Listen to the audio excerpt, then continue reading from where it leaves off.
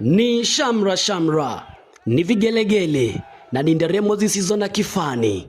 Ndivyo ilivyokuwa leo katika hoteli ya Kingsbridge wakati mrengo wa kisiasa wa Fanya ulivyoweza kumtangaza Victor Mitima kuwa kinara wake wa kinyang'anyiro cha urais.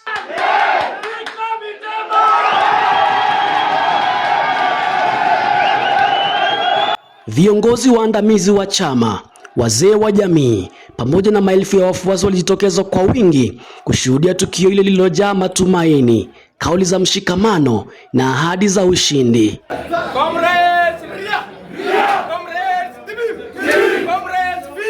Baada ya tangazo hilo, hali ya kisiasa ilichukua sura mpya pale wafuasi wa mrengo huo waliandamana moja kwa moja hadi chuoni wakionyesha nguvu na ushawishi wa chama hicho miongoni mwa wanagenzi.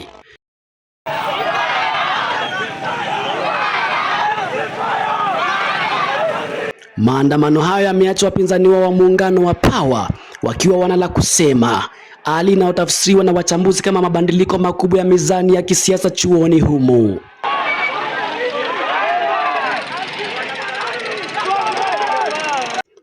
Kwa mujibu wa takwimu za awali kutoka ndani ya chama, Fanya kwa sasa kinaongoza kwa 70% ya wafuasi, ishara kuwa kibunga cha kisiasa huenda kikawa kimeanza kuvuma mapema. Je, hii ni dalili ya ushindi wa mapema au ni mwanzo tu wa mapambano makali ya kisiasa? Letu jicho.